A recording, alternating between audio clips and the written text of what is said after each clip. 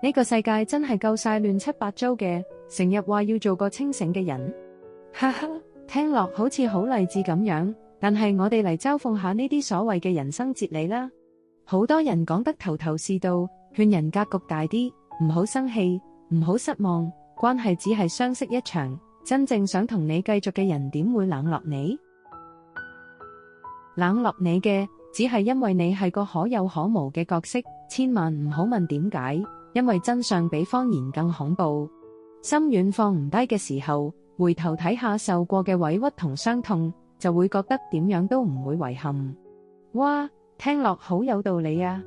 但係我哋今日就試下拆解下佢。首先，講返做個清醒嘅人呢句。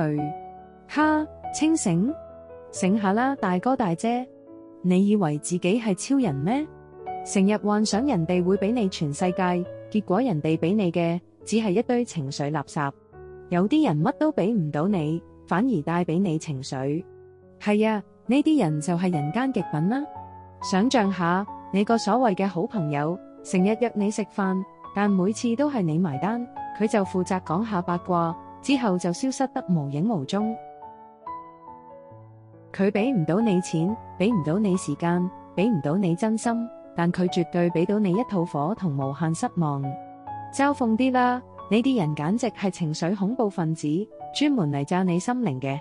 如果你仲傻傻地以為佢下次會改，哈哈，恭喜你，你係個徹頭徹尾嘅夢想家。清醒？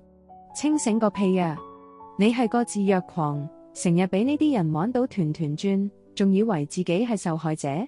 醒醒，呢個世界唔係童話，唔係人人都有王子公主症嘅。咩話？格局要大啲？哈，呢句聽落好高尚啊！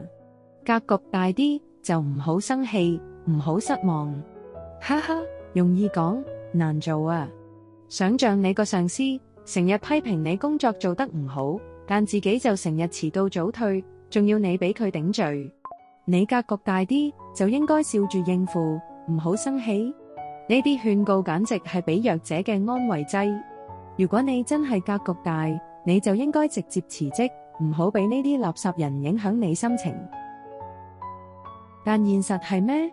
大部分人格局細過針眼，成日為咗啲小事生悶氣，失望到想死。譬如你個男朋友或女朋友突然唔覆你信息，你就開始腦補佢出軌，佢唔愛你，之後就喺度哭哭啼啼。格局仲要再大啲？哈，你格局大過個垃圾桶咩？裝晒所有情緒垃圾入去，仲以為自己好堅強。某些人勸你唔好失望，係啊，失望乜鬼啊？失望只係證明你期望太高，醒下啦，你期望個天掉落嚟嘅鑽石，但人哋只俾你粒石頭。呢個社會就係咁，滿街係失望製造機，你唔失望，就係你格局大到無邊際，簡直係神級境界。再講返，任何關係都只不過是相識一場。哈哈，呢句真係經典嘅諷刺。關係？乜鬼關係啊？朋友、戀人、家人，全部都係臨時演員，演完就散場。真正想同你繼續嘅人，又點會捨得冷落你？係啊，聽落好浪漫，但現實係咩？滿街係冷落高手。譬如你個老友，成日話我哋永遠係兄弟，但一有事，你打俾佢，佢就話忙緊，遲啲覆你，結果遲到永遠唔覆。呢啲人簡直係冷落奧運冠軍，專門練習點樣俾你感覺自己係透明人。如果你係個可有可無嘅人，佢哋當然冷落你，因為你對佢哋嚟講就好似個備用輪胎，唔壞唔用，壞咗先想起。你千萬唔好去問點解，因為真相比謊言更可怕。哈哈，呢句真係金句。問點解？問咗你會發現，原來佢從來都唔當你係一回事，你只係佢嘅臨時娛樂。想象你問佢，點解你冷落我？佢可能答，哎呀，我忙啊。但真相係，你對我冇用處，我點解要浪費時間？呢個世界就係咁殘酷，你問咗，只會俾自己一巴掌，證明自己傻到爆。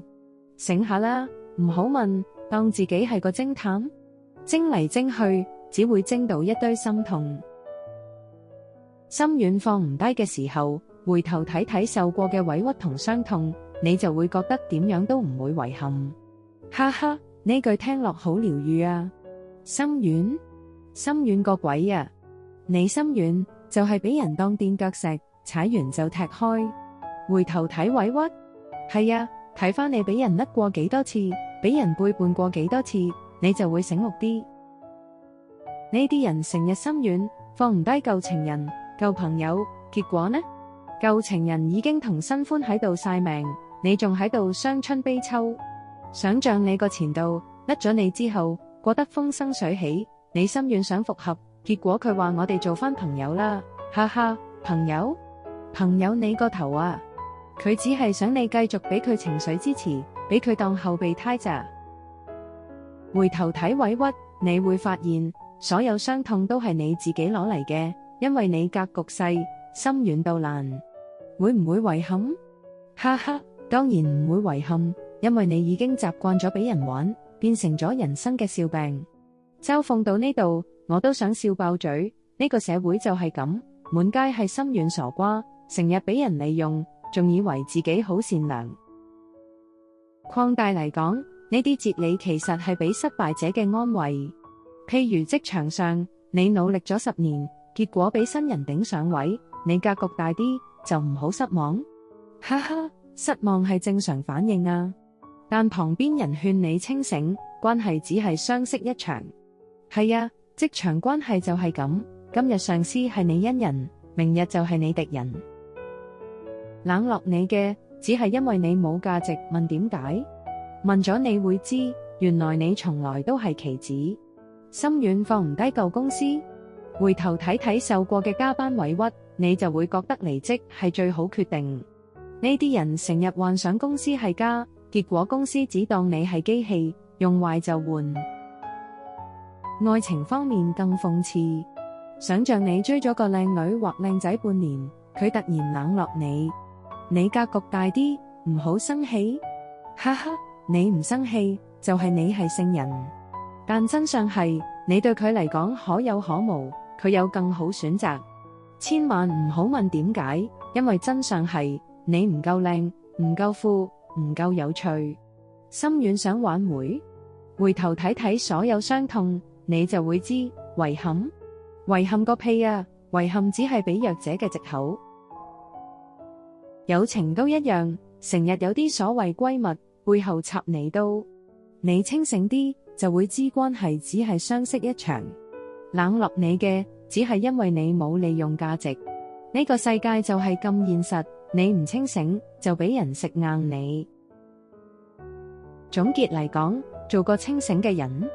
哈哈，清醒就係認清呢啲嘲諷真相，格局大啲，唔好俾垃圾人影響，關係散就散，唔好問點解。心軟，心軟就輸晒。